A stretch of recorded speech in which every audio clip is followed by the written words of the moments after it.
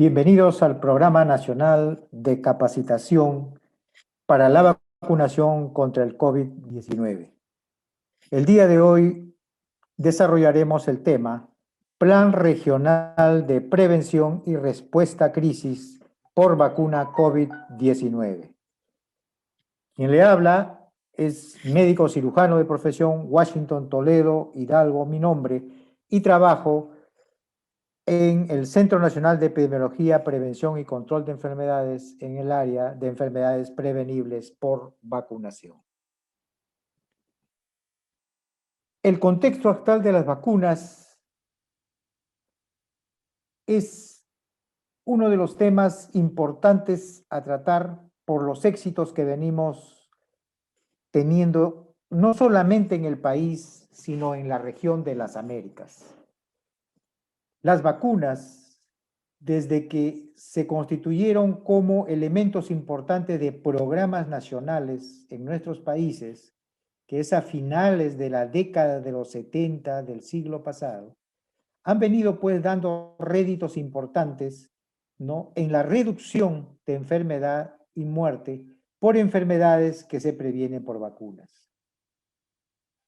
Dejando como en primer lugar a la viruela como una de las enfermedades donde realmente fue la primera en erradicarse en el mundo, y con las lecciones aprendidas producto de todo este trabajo realizado, es como se comienzan a plantear hitos importantes en la salud pública, cual es la erradicación de polio, luego la eliminación del sarampión rubiola, del tétano neonatal, de la poliomielitis y otras enfermedades que han venido ingresando a este gran arma como son las vacunas.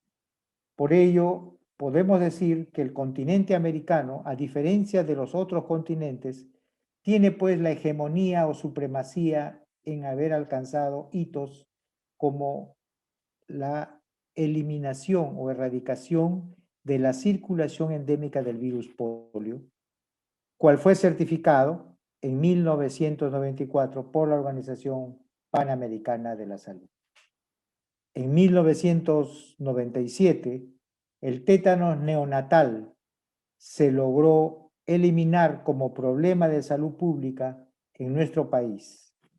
Y por otro lado, tenemos que el 2015 y el 2016 se certificó la erradicación en las Américas de la circulación endémica del virus rubiola y del virus sarampión, respectivamente. Además, tenemos muchas enfermedades que están en la fase de control, como podemos decir de la tosferina, la difteria, ¿no?, el hepatitis B y otras enfermedades que han cobrado importancia y relevancia en esta última década, como la varicela, el virus papiloma humano, ¿no?, dentro de las que están como vacunas ingresadas en nuestro calendario. Entonces, las vacunas en general tienen pues réditos importantes en el avance de la salud de nuestra población, no solamente del país, insisto, sino en las Américas y a nivel del mundo. Otro de los elementos importantes y de reconocida a nivel del mundo es cómo esta intervención de vacunación es una de las intervenciones de mayor costo-efectividad en nuestros países. Porque cuando hablamos de costo-efectividad estamos hablando qué intervención, ¿no?, es la más eficaz y eficiente para controlar, eliminar o erradicar una enfermedad. Y lógicamente que las vacunas son aquellas que nos rinden más desde el punto de vista de inversión pública en nuestros países. Por lo tanto, después del agua limpia, la vacunación es una de las intervenciones de mayor costo-efectividad. Y por lo tanto, esto está más que demostrado, ¿no?, por muchos estudios y para las diferentes vacunas en general. La contribución que ha hecho las vacunas en la reducción dramática de la mortalidad infantil, cuando los esquemas de vacunación eran inicialmente orientadas a la edad infantil, pudimos pues ver esa disminución importante, ¿no?, en la mortalidad, en la morbilidad y en la discapacidad evitada por estas vacunas. Entonces, actualmente tenemos un calendario de vacunación que no solamente está orientado a la edad pediátrica, sino tenemos un calendario de vacunación que abarca o comprende a las otras etapas de vida. Actualmente nuestro Programa Nacional de Inmunizaciones es un programa que tiene 17 vacunas dentro de sus componentes y por ende está pues preveniendo alrededor de 26 enfermedades. Por cierto que estas vacunas, la mayoría está orientado al menor de 5 años, sin embargo, comprende también vacunas para las otras etapas de vida, principalmente, háblese o llámese adultos mayores, llámese personas con comorbilidad, gestantes, adolescentes o personal en riesgo, como son los profesionales de la salud o el personal de salud en general, o alguna población con factores de riesgos ocupacionales, como son pues fundamentalmente los agricultores, los militares y otros. En general, como ven ustedes, nuestros programas de inmunizaciones a nivel de las Américas están orientados a otras etapas de vida y no precisamente o necesariamente a la edad pediátrica. Por otro lado, las vacunas actuales son vacunas mucho más seguras, más eficaces y de calidad. Y esto fundamentalmente a dos factores principalmente. Uno, a el factor del desarrollo tecnológico en la producción de estas vacunas, ¿no?, que la hacen mucho más seguras y mucho más eficaces.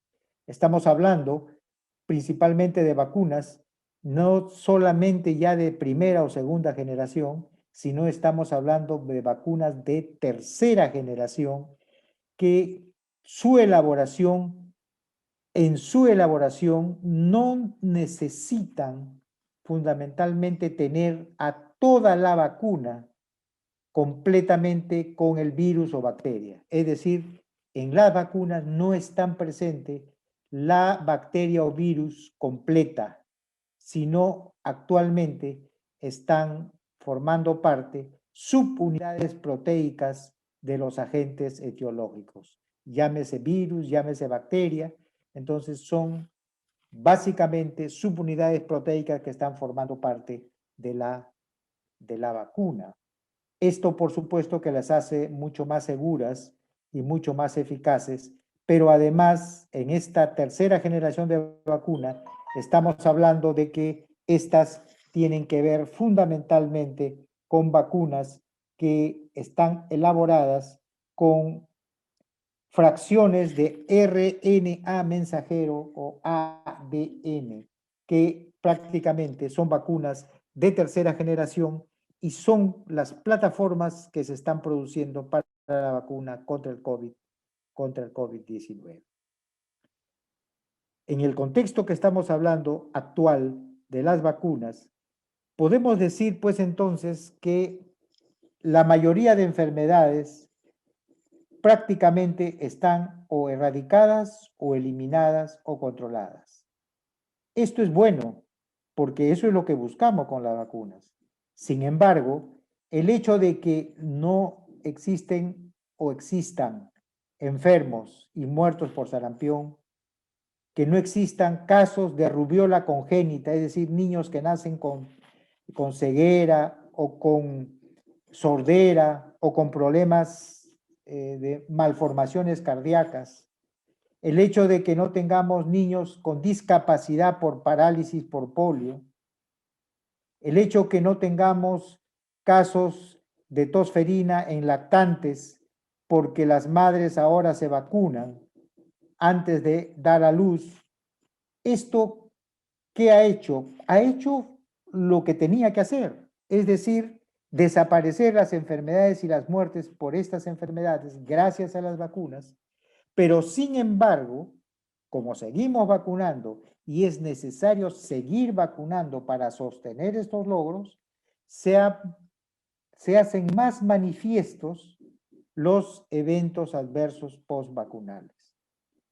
No hay ninguna medicina, ningún fármaco, ninguna sustancia o producto de laboratorio como vacuna que no tengan efectos, ya sean efectos adversos leves, moderados o severos. Por supuesto que los efectos severos son muy raros, muy raros. Hablemos de uno en millones de dosis administradas o millón de vacunados, pero hay un riesgo y eso está publicado en la literatura mundial y en revistas indexadas respecto a estas vacunas. Por lo tanto, cuando las enfermedades desaparecen, la muerte desaparece, lo que mayormente se percibe por la población y por el personal de salud son estos riesgos por estas vacunas. Y entonces cambia la percepción del riesgo de las personas y del personal de salud. Ya el riesgo no es en enfermarse y morir, sino el riesgo está en que si yo me vacuno, me puede producir A o B o C condición. Y esto merma la demanda de la vacuna por un temor muchas veces desmedido ante una situación que nosotros podemos observar o presentir ante una situación como las vacunas. Y esto, repito, no solamente es por el tema de la población, sino también de nuestro personal de salud que está directamente relacionado con vacunación, porque también ellos entran en una situación de temor, de conflicto interno entre que si la vacuna es buena o no es buena. Aquí lo importante es trabajar de una manera tal de que los riesgos se minimicen y es la única manera como vamos a conversar ahora más adelante. El otro aspecto en este contexto actual es el desarrollo de la tecnología. Ya hemos hablado que en la producción de vacunas, las tecnologías o plataformas son cada vez más novedosas y cuando hablamos de vacuna de tercera generación, es decir, vacunas producidas como ARN o ADN o por desarrollo viral, no estamos hablando de que sea una novedad actual, sino son plataformas que se han venido desarrollando y estudiando en años previos y que actualmente ya entran en uso de una manera mucho más agresiva, digamos, por el hecho de la necesidad de contar con una vacuna, no solamente por la necesidad de contar con una vacuna ya, sino por necesidad de contar con una inmensa cantidad de vacunas, pero que a la larga no es que han aparecido el año pasado y se está iniciando ahora la producción, sino que estas vienen ya elaborándose, trabajándose, usándose, investigándose muchos años atrás. Pero el desarrollo de la tecnología también ha permitido que estemos más o mejor conectados que antes. Y esto lo hemos evidenciado en esta pandemia, donde las redes sociales prácticamente están haciendo que nosotros estemos informados en tiempo real de las situaciones que están sucediendo en nuestro entorno o en entornos internacionales. Pero también tenemos que ser claros que este desarrollo tecnológico ha hecho que prácticamente no solamente nos informemos, sino también muchas veces nos desinformemos, puesto que en el Internet y en las redes sociales circula mucha información que no tiene una evidencia científica que permita aseverar tal o cual situación. Y por ello es importante, porque muchas veces la población toma conocimiento de una desinformación tal sobre las vacunas, más especialmente sobre estas últimas vacunas de COVID, que entra en confusión y le entra miedo, le entra temor, porque la información que llega, que la desinforma, le genera ansiedad, le genera temor, desconfianza y finalmente, si va a ser una candidata a vacunarse, realmente estamos dando una información que no le va a permitir tomar la mejor decisión. Entonces, esto es importante tenerlo en cuenta en estos momentos de planificar, organizar una campaña nacional de vacunación contra el COVID-19. Y por último, no podemos dejar de mencionarlos, de que cada vez más hay grupos, ¿no?, de personas o de instituciones, ¿no?, que se han agrupado y están actualmente mejor organizados en cuanto a informar contra las vacunas. No podemos necesariamente quizás catalogarlo como antivacunas, pero sí que su opinión no es a favor de la vacunación, pero no es a favor de la vacunación por sí, sino que no hay una evidencia que ellos tengan que realmente les dé el sustento para recomendar, informar, decir a la población no se vacune.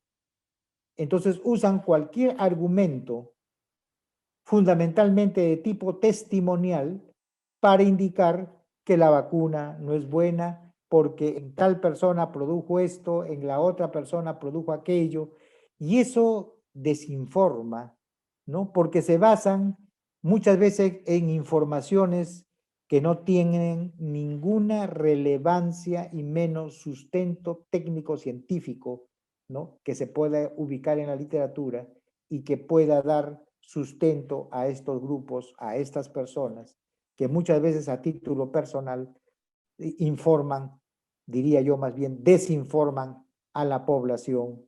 Y por ende, creo que nosotros en cualquier campaña de vacunación, más en esta, tenemos que conocer cuál es esa organización internacional, cuál es esa organización nacional o cuáles son aquellas las organizaciones regionales donde se está produciendo este tipo de información. Y quiero dar un ejemplo. En la campaña de vacunación contra sarampión rubiola, hubo en un departamento del sureste de nuestro país, que comenzó a distribuir panfletos, volantes a la población, indicando que la vacuna era una vacuna fascista, que buscaba era desaparecer a toda la población indígena, autóctona, nativa de ese departamento. Y que por lo tanto la indicación era salvar a esa población, a esa comunidad, ¿no? Y que lo más recomendable para ellos era no vacunar. Entonces, prácticamente la población se vio confrontada ante una situación de vacunarse o no vacunarse. Porque, como ven ustedes, sin fundamento, sin ningún tipo de argumento sólido desde el punto de vista científico, ellos argumentaban esta situación que les comento y que realmente cobra importancia y relevancia en el tema de los grupos antivacunas. Y como ven ustedes, en el tema de la vacuna COVID, aquí tenemos lo que Carlos Castillo, un colega que está muy dedicado al tema de vacunas, ven ustedes que publican una serie de informaciones que muchas veces, repito, desinforma a la población, lo ponen en zozobra, en miedo, en ansiedad, y muchas veces incluso hasta se contradicen una a otra, y enfrentan las opiniones y buscan confrontación de las opiniones, y es lo que nosotros conocemos, ¿no es cierto?, como la infodemia, una epidemia de información, que realmente en vez de ordenarnos y organizarnos para una respuesta adecuada ante una situación nueva en el mundo como es el COVID y la pandemia, más bien nos desorientan y nos ponen en situaciones entre decidir no solamente entre A y B, sino entre múltiples alternativas y que realmente, más que ayudarnos, confunde a la población. Y por ello es importante saber de que ese es el momento o el mundo en que nos movemos y que las vacunas en este tema, como solución al problema de la pandemia, es un tema que va a estar vigente y que nosotros a nivel regional tenemos que orientar a la población, pero con un mensaje claro, con un mensaje que realmente les permita a ellos tomar la mejor decisión. Y dentro de esta información que demos, tiene que tener un componente científico que lo avale y por otro lado, un componente, ¿no?, de verdad, o sea, no podemos, de veracidad, porque no podemos a la población dar una información que esté o que tenga el mensaje de encubrir algo, porque la población percibe ese tipo de información.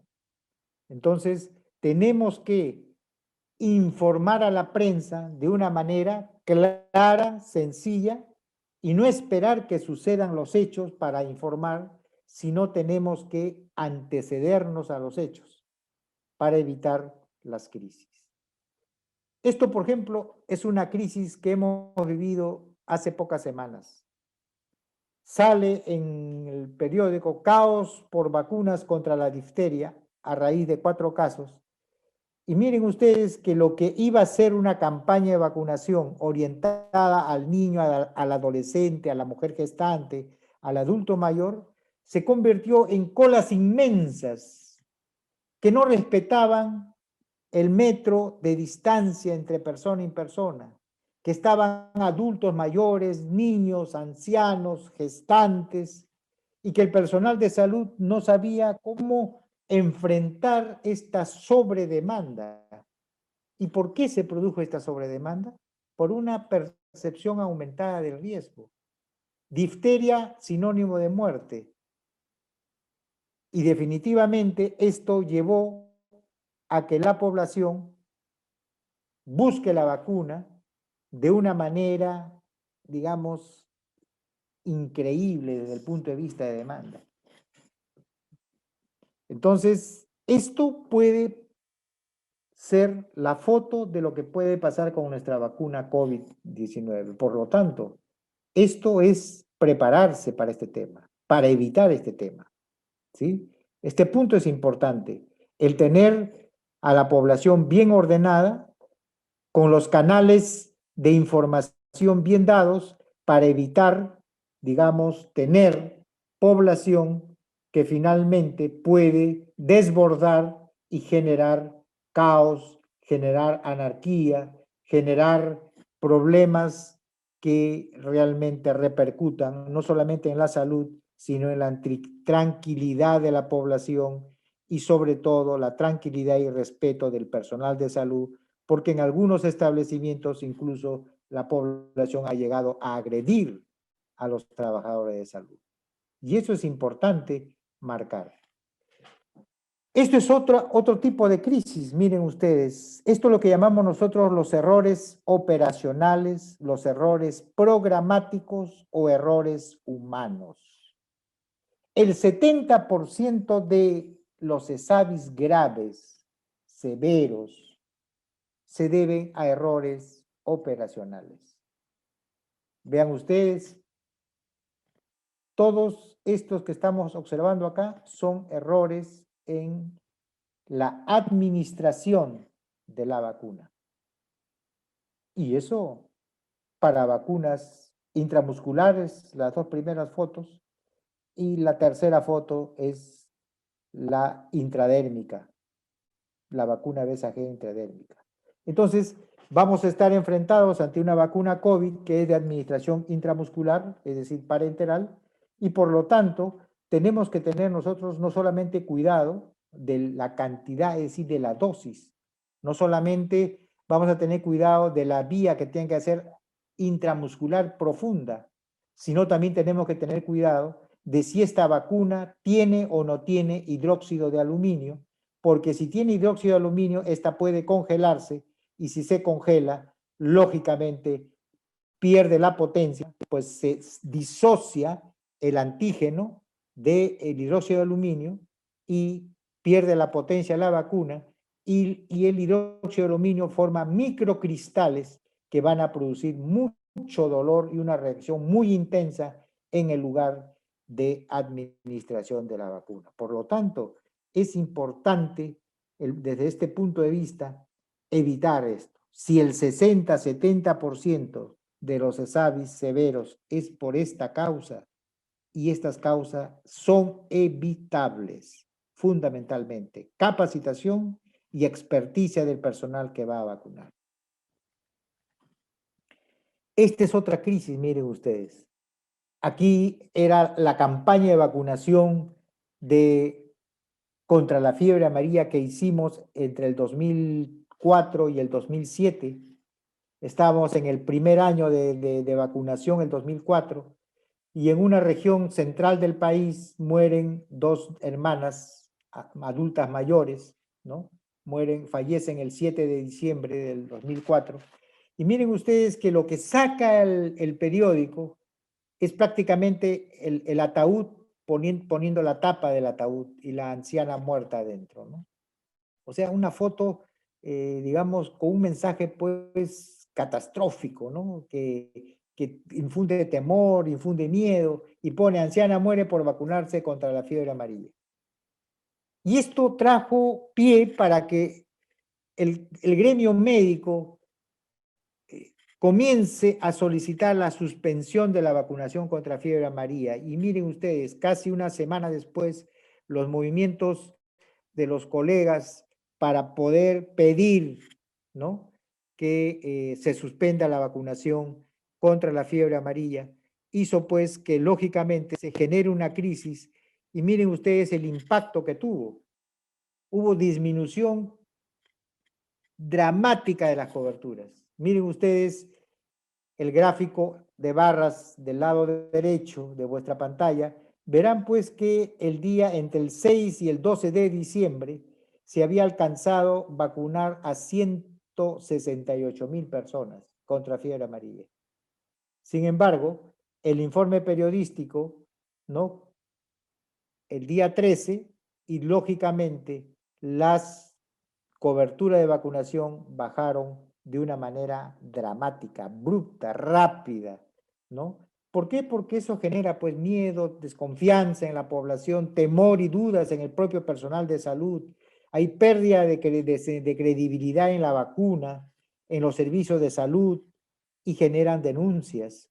Y esto se convierte, en vez de tener una fiesta de vacunación para prevenir y evitar la enfermedad, nos enfrentamos a una crisis mediática donde tenemos que, pues, no solamente recuperar la credibilidad, sino hacer que eso se traduzca en nuevamente aumentar la cobertura de vacunación. Esto simplemente era para mostrarle que en la lucha para poder, o en la carrera, ¿no?, maratónica, porque no es una carrera de 100 metros ni de 200 metros, es una carrera maratónica, ¿no?, de 42 kilómetros, para poder llegar y contar con una vacuna contra el COVID. Y lógicamente que como cualquier maratón, aquí han empezado cerca de 200 áreas de investigación. Muchas, alrededor de 140, 150, están todavía en la fase preclínica y pocas han pasado a la fase clínica, a los estudios de ensayos clínicos, que ya es en humanos sanos, y dentro de ellos la fase 1, fase 2 y la famosa fase 3, en la producción de vacunas. Y por lo tanto, en ese contexto, ¿no? Tenemos a vacunas, ¿no? Que están desarrolladas en diferentes plataformas, como les venía explicando. Y es que estas plataformas es producto del desarrollo tecnológico en la proteómica, es decir, en todo lo que es proteínas, y por esto hablamos del ADN y ARN, porque el ARN mensajero no es otra cosa que es la codificación de una proteína. Y esa codificación de esa proteína es la que se traduce a nivel del retículo endoplasmático rugoso en la proteína en espiga, que es la que va a generar o provocar la respuesta inmunológica. Estamos hablando de vacunas de tercera generación. Y por lo tanto, estas vacunas menos estables, le dicen menos estables porque requieren una conservación especial en cadena de frío. Algunas menos 70, otras menos 50, otras menos 20, pero requieren de una conservación que no es común en todos nuestros países. Y dentro de nuestros países no es común tener equipos para poder mantener estas temperaturas en todos los departamentos o regiones del país. Y por lo tanto, estas vacunas tendrán una indicación adecuada donde se va a administrar. Pero lo que quiero decir es de que estas vacunas que están producidas en diferentes plataformas, ya hemos hablado de las vacunas de ADN, ARN, que es tercera generación, hay vacunas que están elaboradas en plataforma de segunda generación, que son las vacunas recombinantes, tipo vacuna BPH, vacuna contra el papiloma humano, tipo vacuna HBV, la vacuna contra la hepatitis B, son vacunas elaboradas, ¿no? Con tecnología de segunda generación, es decir, vacunas recombinantes. Y también vamos a tener vacunas que son de primera generación, vacunas inactivadas o vacunas atenuadas. Como verán ustedes, esto de acá es necesario saber porque la demanda a nivel del mundo, a nivel de las Américas y a nivel del país es tremendamente alta. Y por lo tanto, lo que vamos a tener en el país no va a ser un solo tipo de vacuna. Probablemente, en el mejor de los casos, 2 tipos, pero probablemente sean 3 tipos de vacuna. Y estas van a ser distribuidas de acuerdo a sus características a las diferentes regiones del país. Y por lo tanto, tenemos que tener en claro estos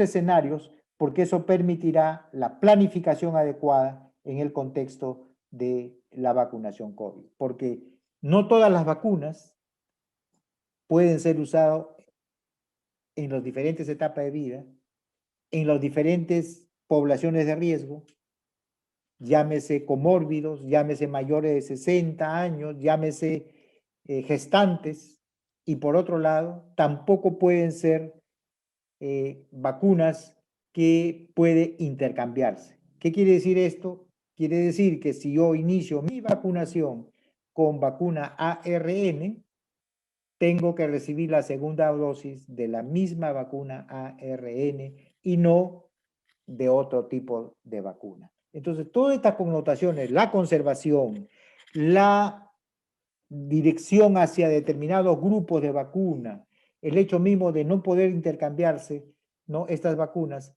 hacen que estemos en una condición muy sui generis, ¿no? El año que viene, durante la vacunación, y que, por lo tanto, conocer esto nos va a permitir prevenir cualquier crisis producto de la desinformación, de la inadecuada orientación hacia la población o hacia el personal de salud.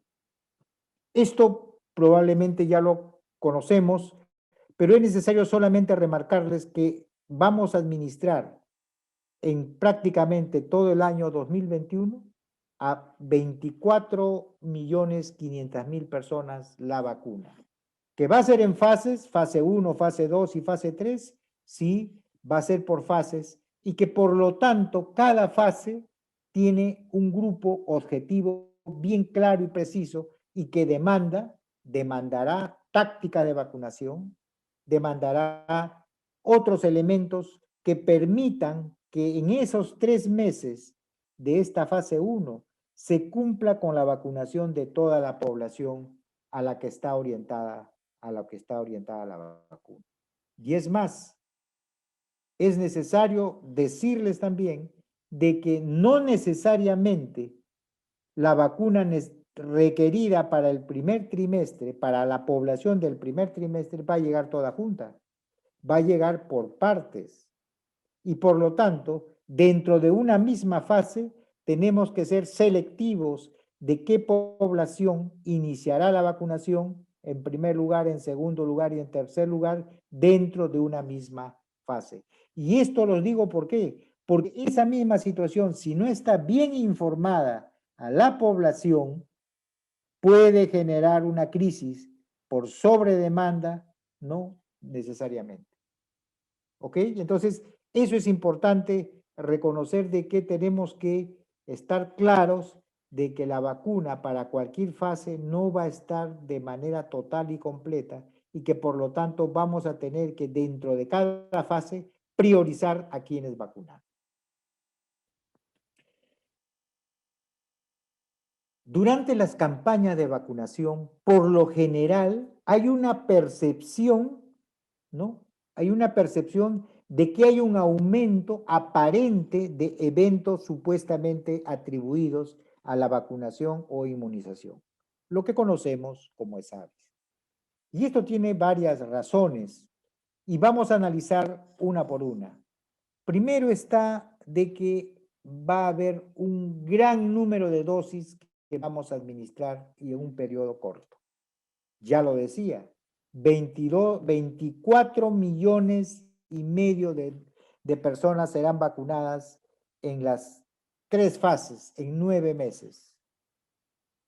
Son 24 millones. Y por lo tanto, la presentación de algún ESAVI, ¿no es cierto?, puede presentarse, puede darse. El hecho está que nosotros tenemos que entender de que estos 24 millones no se van a administrar en 10 años, en 5, ni en 3, es en un año. Y que por lo tanto, esa población tiene que estar bien informada, el personal de salud bien capacitado, ¿no? Y por otro lado, nuestro sistema de vigilancia de SAVIS tiene que estar trabajando mañana, tarde y noche, 24/7, como bien claro entendemos qué significa 24/7. Y por otro lado, tenemos que tener nuestro plan de prevención y respuesta ante una crisis por vacuna COVID. Por ello mismo, porque, como repito, estamos aplicando un gran número de dosis en una población, más de las 2/3 partes de la población del país.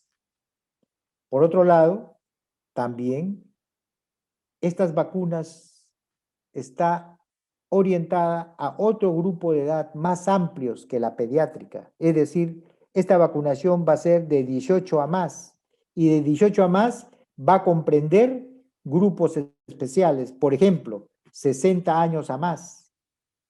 Por ejemplo, población con factores de riesgo, ¿sí? Personal o población con comórbidos que tienen enfermedades crónicas o inmunodeficientes, cáncer u otras, metabólicas, cualesquiera, pero va a tener una enfermedad de fondo. Por lo tanto,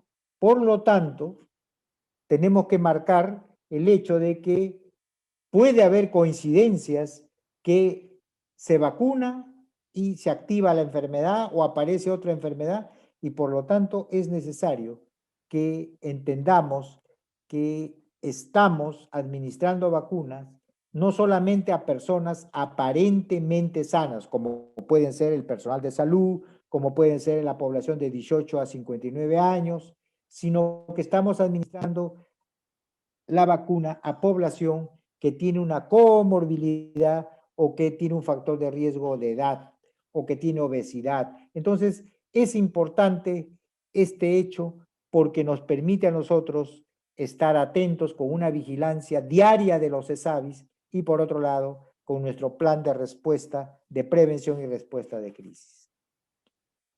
El otro aspecto que hay que reconocerle en estas campañas es la participación de personal con poca experticia en el manejo de vacunas.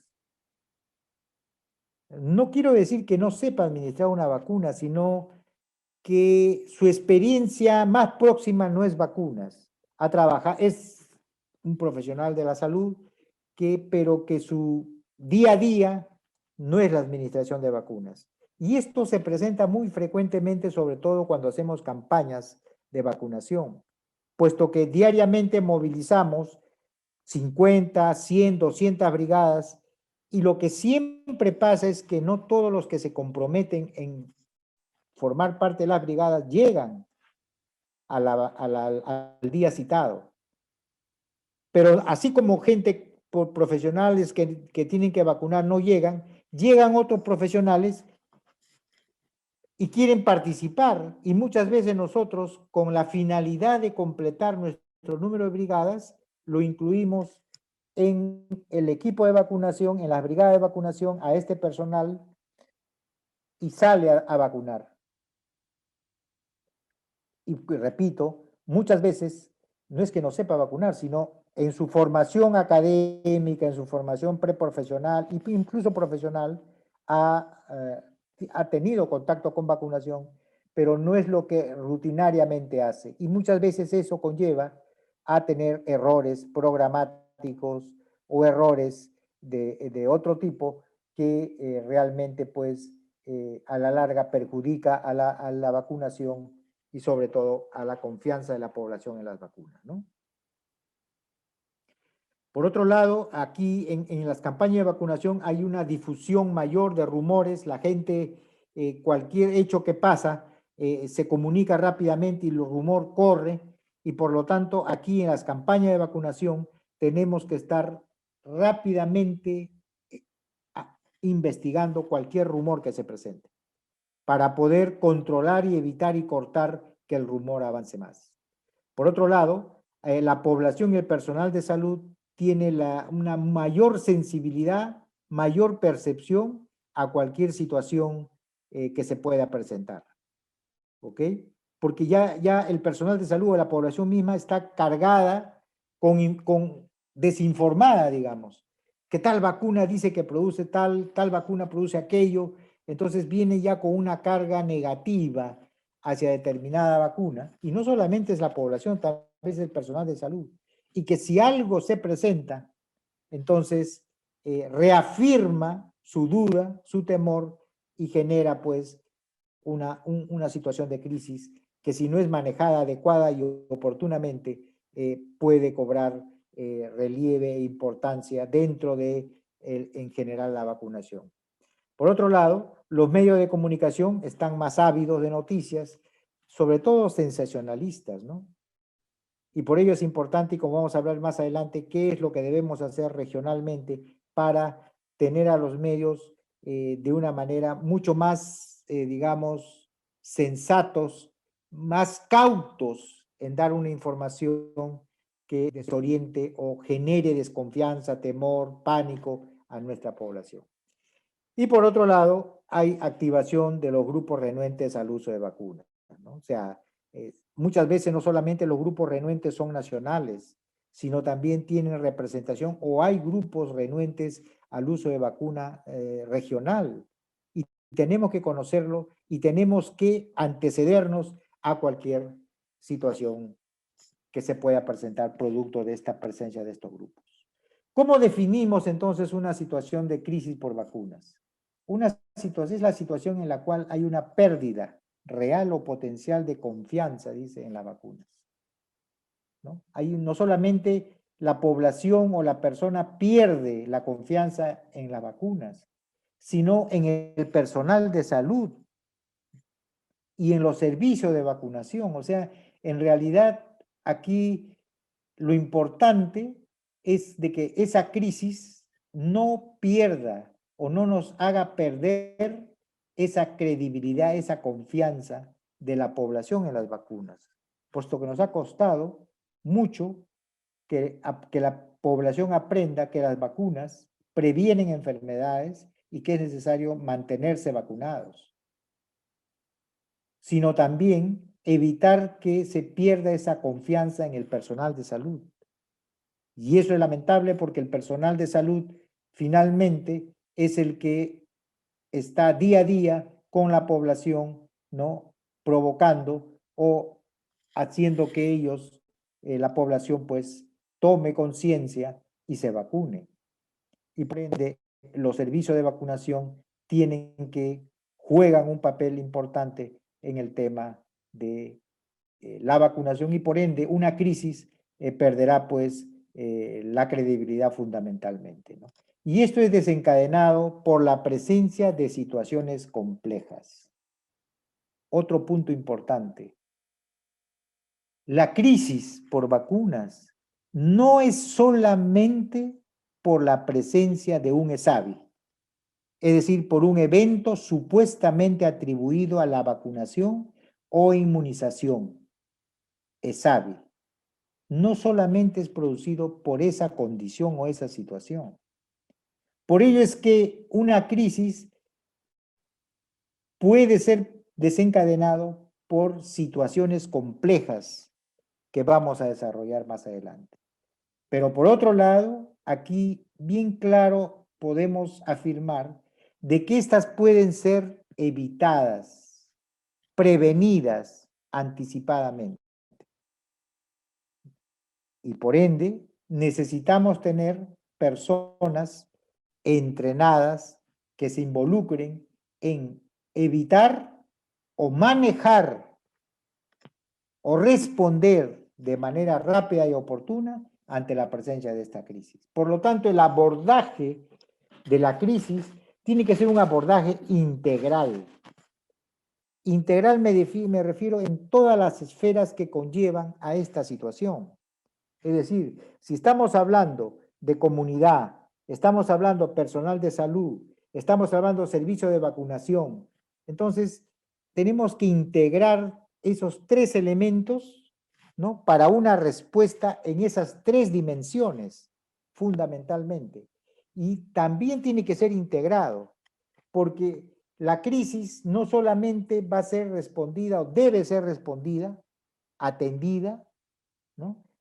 Por el sector que tiene que, el subsector MINSA, sino tiene que ser integrado en la respuesta en el marco regional por todos los elementos que conforman el escenario salud, es decir, Ministerio de Salud, Fuerzas Armadas, policiales, e-salud, otras como CISOL, privados, es decir, todo el sistema regional de salud tiene que formar parte de manera integrada esta situación de crisis. Pero ahí me estoy quedando corto, porque cuando digo integrada tiene que estar formando parte regionalmente de las sociedades científicas regionales, de los colegios profesionales regionales, de la Defensoría Regional, de la Mesa de Concertación de Lucha contra la Pobreza Regional. Es decir, por eso es que el abordaje de este tema de crisis es integral, integrado.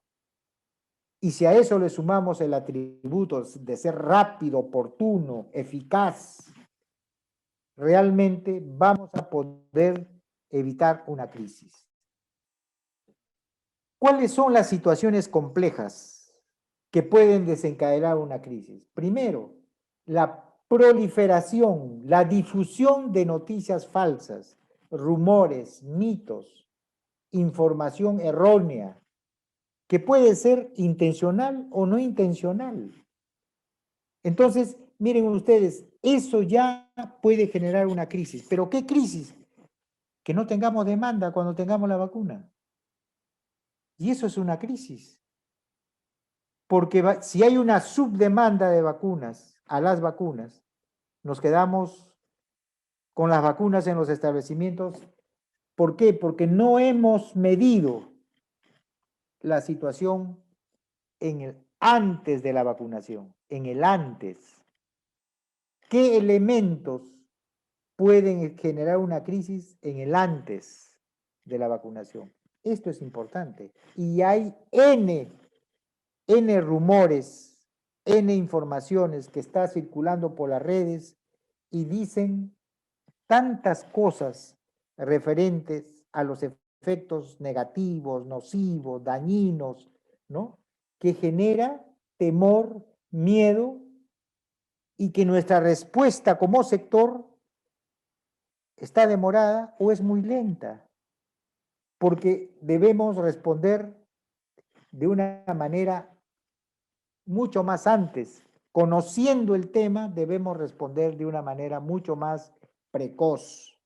Es decir, tenemos que estar un paso adelante de esta información que desinforma realmente. Entonces, ven ustedes que la crisis puede ser desencadenado por este tema de rumores, falsa información. Puede ser también generar una crisis por la demanda descontrolada de vacunas y situaciones excepcionales.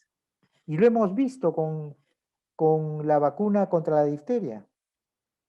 Entonces, ¿y esa situación, cómo la vamos a manejar si estamos ante esa situación? ¿Qué vamos a hacer? ¿Cuál es la alternativa? ¿O cómo manejo yo para evitar esto? Eso es evitar una crisis, eso es prevenir una crisis. Otra situación compleja, bueno, la presentación de un ESAVI, pues un ESAVI supuestamente atribuido a la vacunación o a la inmunización, severo, grave, lógicamente que puede desencadenar una crisis. Entonces, si yo tengo preparado todo un equipo que pueda realmente manejar un ESAVI grave, severo,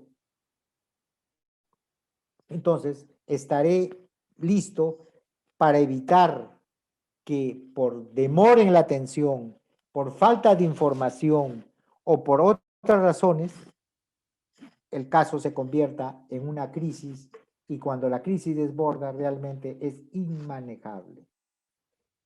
Otro de los elementos o situaciones complejas que puede desencadenar una crisis son los eventos provocados por errores o fallas humanas. Esto lo puedo evitar. Repito, 60-70% de las crisis es por error humano.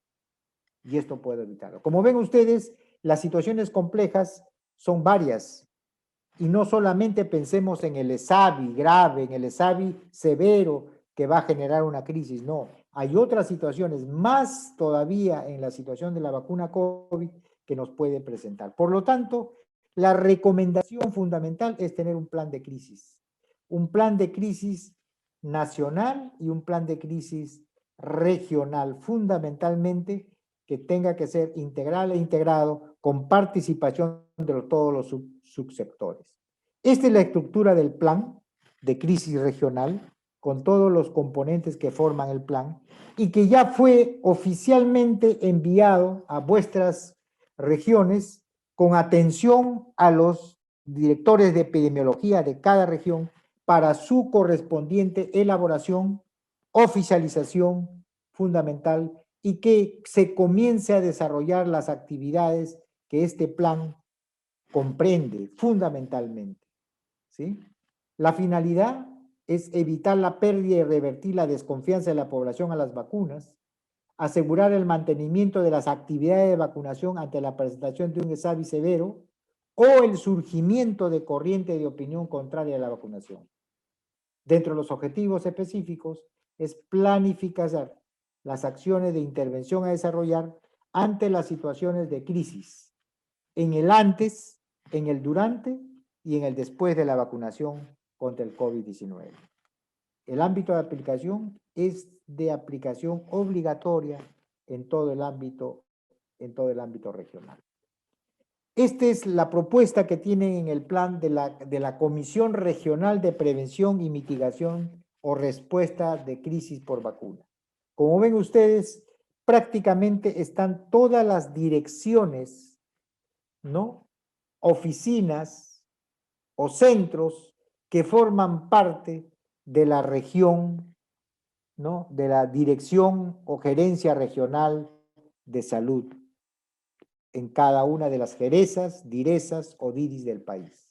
Todas, absolutamente todas. Además, se integran el representante regional de salud, el representante regional de la sanidad de Fuerzas Armadas y Policiales y el representante regional de privados. ¿Ven? O sea, este comité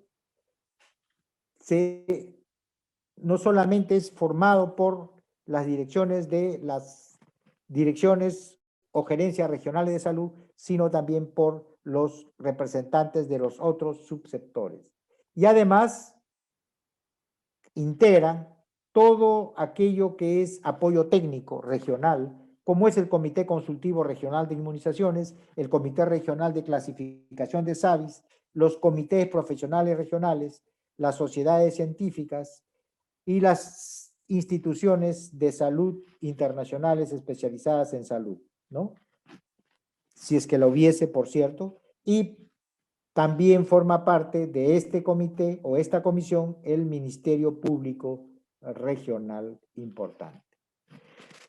Dentro de este plan importante es la selección de voceros, porque los voceros son las personas que van a estar inmersos en todo lo que va entre la institución, llámese en este caso Geresa, Diresa o Diris, y los medios y la población y otras instituciones que requieran información. Entonces el vocero tiene que ser seleccionado con características específicas para un vocero y que realmente estos voceros tienen que ser oficialmente designados y capacitados. Es decir, hay un entrenamiento cómo enfrentar a los medios de comunicación. ¿Por qué? Porque permite de que no solamente muestre conocimiento o que sea versado en el tema, sino que además transmita confianza, seguridad en lo que está diciendo. Y por otro lado, tiene que tener la persona designada la credibilidad ganada previamente para que cuando se presente ante el público o ante los medios tenga pues el 50% de haber ganado la información de tal manera que la persona que escucha, la población que escucha e incluso el entrevistador sepa pues que está recibiendo una información no solamente científica, consistente, sino una información real, sincera, clara y con mucha pues, sinceridad fundamentalmente del vocero. Y eso se requiere de un vocero que transmita esa confianza en la población, en los medios, de que lo que está diciendo es pues necesariamente lo que necesita escuchar la población, fundamentalmente. Hemos detallado en el plan una serie de funciones para cada una de las direcciones, ¿no? Unidades de este comité o esta comisión, ¿correcto? Entonces, como ven ustedes acá, hemos puesto el ejemplo de cuáles serían las funciones y responsabilidades de la Dirección Regional de Epidemiología, y ahí ven ustedes, una serie de ellas están orientadas fundamentalmente a, por ejemplo, liderar la Secretaría Técnica de la Comisión Regional de Crisis, activar el Comité Regional de Crisis ante la presencia de cualquier SAVI, oficializar las coordinaciones con los miembros de la comisión y otras más, como actuar como vocero, que permitirán realmente cumplir con estas funciones. Y así, para cada uno de los que forman parte de esta comisión, hay funciones y responsabilidades. Asimismo, hemos detallado 23 actividades que deberían desarrollar a nivel regional, pero además pueden agregarse otras que ustedes vean por conveniente. Y es necesario decirles que, por ejemplo, el hecho de elaboración del plan regional intrasectorial de prevención y respuesta y mitigación a la crisis es una condición importante porque nos va a orientar primero la organización, la planificación, la ejecución, implementación y la evaluación de un plan. Porque tenemos que aprender de aquello que vamos a pasar, ¿ok? Conformar y oficializar el comité regional de crisis regional. Entonces, hay que decir quiénes forman parte y oficializarlos para que ellos también tengan la corresponsabilidad de poder ejecutar o implementar este plan. Coordinar con salud, con Fuerzas Armadas, Policía Nacional, privados del ámbito regional para conformar este comité, ¿no es cierto? Actualizar el protocolo de atención inmediata en los medios de información sobre la seguridad de la vacuna, otra reunión con comunicadores. Es necesario esta reunión con comunicadores, con periodistas de medios masivos de comunicación, para hablar sobre los beneficios de la vacuna, la seguridad sobre las vacunas. Y les voy a poner un ejemplo. En la campaña contra fiebre amarilla, nosotros convocamos a los medios de comunicación, de cada medio de comunicación, y estuvieron alrededor de 30 y tantos medios de comunicación reunidos, entre medios de comunicación televisiva, radial y prensa. Y todos recibieron la explicación detallada de la vacuna, que por qué vacunamos, para qué vacunamos, con qué vacunamos y qué esperamos de la vacunación al ser vacunados. Terminada o concluida la vacunación, perdón, la exposición, el director regional, su equipo de gestión y los comunicadores se vacunaron. Cuando vino las denuncias de Savis por esta vacuna, ellos mismos decían, pero si yo también me vacuné y no me pasó absolutamente nada. Entonces, eso es un elemento importante en el tema del trabajo, en el ante la vacunación. ¿Por qué? Porque los periodistas, cuando conocen de primera mano, en un lenguaje sencillo, el ABC de la vacuna, entonces ellos mismos ya no entran en el juego de buscar información sensacionalista, porque lo primero que van a hacer antes de lanzar esta noticia es buscar a una persona que formó parte de su capacitación o de su información. Por ende, es necesario que estos comunicadores conozcan cuál va a ser la ruta y a quién buscar, a un vocero, al director, a la coordinadora, al epidemiólogo. Es decir, ellos tienen que saber cómo salvar sus dudas, cómo encontrar respuestas antes de lanzar una información por los medios correspondientes, ¿sí? Entonces, eso es importante de la capacitación en estas situaciones, de actividades que tenemos que hacer, ¿sí? Otro elemento importante, estoy resumiendo, no estoy tocando todos los puntos de estas actividades, pero lo importante, por ejemplo, es identificar a los grupos antivacunas en el antes, identificar y preparar respuesta en base a sus argumentos. Miren, en este momento hay información contra la vacuna internacional. Ya hay información nacional. La pregunta es, ¿cuál es la información regional? Esa información regional, en coordinación con el nivel nacional, vamos a tener que comenzar a informar a nuestra población con información que tenga solidez científica, técnica, para que de la misma manera que están desinformando, nosotros comencemos a trabajar la información. Y por último, en la parte de actividades, elaborar las situaciones hipotéticas a presentarse en el antes, en el durante y en el después. Esto es sumamente importante. ¿Cuáles son las situaciones que podrían presentarse con esta vacuna COVID en el antes, en el durante y el después?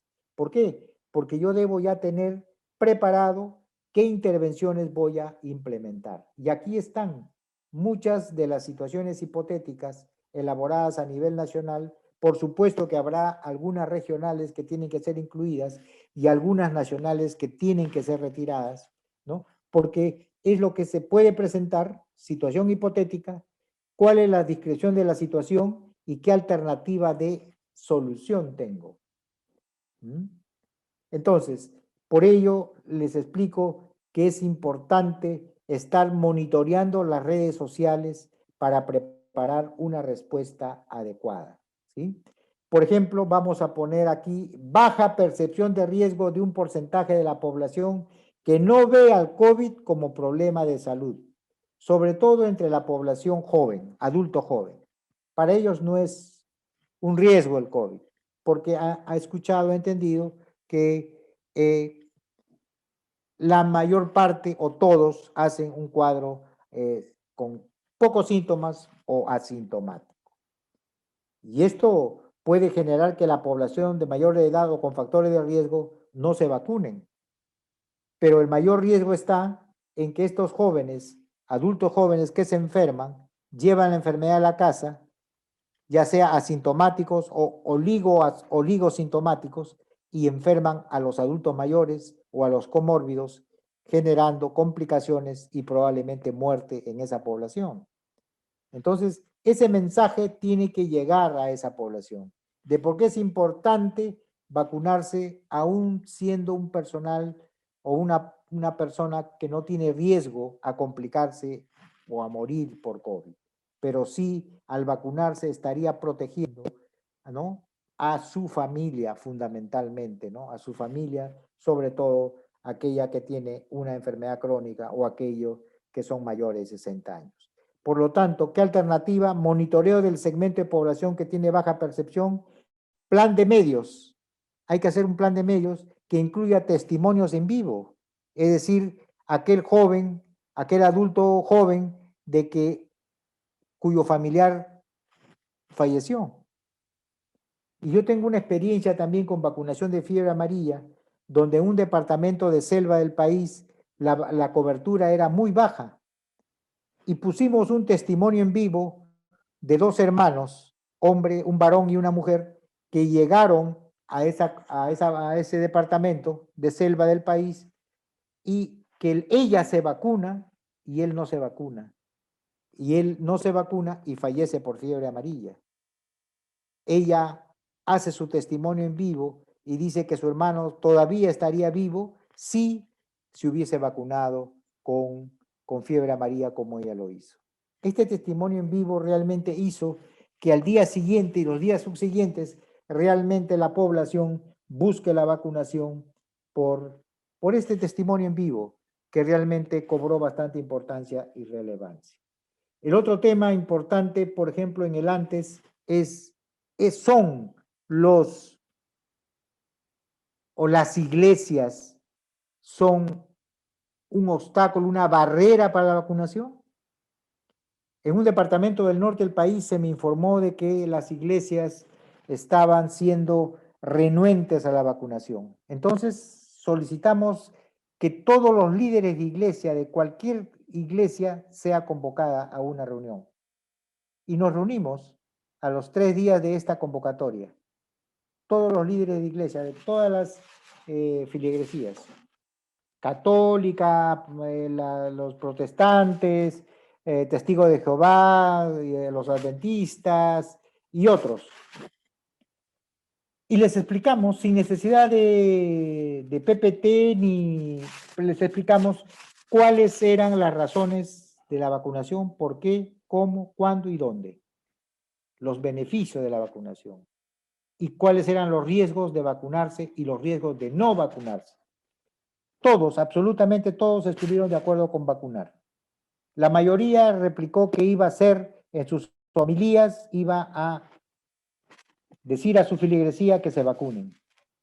Y la Iglesia de Jesucristo de los Santos de los Últimos Días dijo que sus templos se conviertan en puestos de vacunación. Como les digo, trabajar en el antes es sumamente importante, como trabajar también en el durante. En el durante, ¿qué puede haber? Puede que haya escasez de vacuna en alguna región, que no llegue, por alguna razón. ¿Qué hago mientras? Porque la población puede demandar. O falta vacuna en una red o en una microred, mientras que las otras tienen. O hay presencia de un SARS grave que requiera hospitalización. ¿Cuál va a ser el flujo? ¿Cómo lo vamos a atender? Si es asegurado o no es asegurado. Eso se tiene que manejar acá. El trabajo de SAVI es independiente. Si llega a salud, salud lo maneja. Y si llega al Ministerio de Salud, el Ministerio de Salud lo maneja. O ordenémonos, digamos, cómo vamos a hacer la referencia, contrarreferencia, etcétera, etcétera, etcétera. Como ven ustedes, en las alternativas de solución ante la presencia de un exavi grave, hay una serie de elementos. Por ejemplo, como que en cada hospital contar con un médico que se responsabilice de monitorear el exavi. Es decir, si llega un exavi, ese médico tiene que conocerlo, ese médico tiene que orientar la respuesta dentro del hospital para evitar justamente aquello que desencadena una crisis. ¿Cuál es? La falta de atención, la demora de atención. Entonces, si eso lo trabajamos en el antes y lo tenemos bien canalizado en el durante, no va a haber problemas, no va a haber problemas de crisis. Y si hay crisis, la tenemos que manejar dentro de las 24 horas de presentada la crisis. No podemos demorarnos más en manejar la probable presentación de una crisis. Y en el después, lógicamente en el después también puede haber algunos eventos que generen crisis, como que aparezca un ESAVI que no fue captado por el sistema, o que aparezca una persona que tiene una discapacidad y requiere rehabilitación y que fue atendido bien en la parte aguda, pero en la parte de rehabilitación manifiesta un descuido. Entonces, vean ustedes que tenemos que tener claro cuáles son esas situaciones hipotéticas en el antes, en el durante y después que pueden generar una crisis y que tenemos que estar realmente sintonizados para poder evitar una crisis. ¿Cuál es la respuesta? Lecciones aprendidas entonces, fundamentalmente prevenir la crisis. ¿Cómo? Vigilancia de los ESAVES. Segundo, investigación inmediata y completa de cada ESAVI reportado. Tercero, clasificar los ESAVIs, porque el tener un ESAVI no es decir que la vacuna es la responsable. Es decir, un ESAVI no es causa y efecto la vacuna. El tener un ESAVI es una definición operacional que desencadena la investigación en el componente clínico, epidemiológico y laboratorial. Una vez concluida la investigación clínica, epidemiológica y laboratorial, clasifico el caso y diré, sí, este ESAVI es debida a la vacuna, este ESAVI es debida a un error humano, este ESAVI es coincidente con la vacuna. Entonces, ven ustedes de qué es importante la vigilancia de los ESAVIs para poder detectar cualquier evento y poder finalmente investigarlo, clasificarlo y evitar crisis. Información permanente a los familiares y medios. Fallamos en informar a la familia o al medio de comunicación, les aseguro que van a pensar que estamos ocultando algo. Y eso genera una crisis, ¿sí? Finalmente, tener un plan de crisis regional que me permita identificar cuáles son aquellas situaciones que pueden presentarse en el antes, en el durante y en el después. Más todavía en esta vacuna que está llegando en una situación de emergencia y que por lo tanto tengo que prepararme ante estas situaciones para evitar justamente que nuestra población pierda la confianza en las vacunas, pierda credibilidad en nuestros servicios y nuestro personal de salud. Grandes desafíos, la vacunación nacional contra COVID-19, que es de largo aliento, más de 2/3 partes de la población se va a vacunar y hay un porcentaje importante con factores de riesgo. Y por otro lado, recuerden que vamos a estar usando vacunas contra el COVID, 2 o más vacunas contra esta enfermedad y que están dirigidas probablemente a grupos de edad diferentes o a personal con riesgo o no riesgo. Entonces, es importante este tremendo desafío que nos plantea la salud pública en nuestro país. Por otro lado, mantener una vigilancia e investigación de SAVIS diaria como lo venimos haciendo diariamente, la notificación de la presencia o ausencia, es decir, una notificación diaria y negativa, es decir, si aún no tuve SAVI, tengo que informar que no tuve.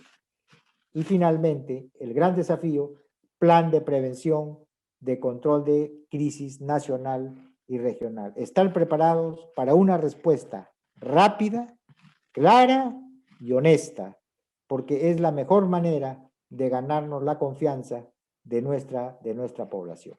Agradezco su participación y a nombre del Centro Nacional de Epidemiología, Prevención y Control de Enfermedades, del doctor Luis Rodríguez Benavides, director general, y el mío propio, Washington Toledo Hidalgo, les agradezco y les deseo muchos éxitos.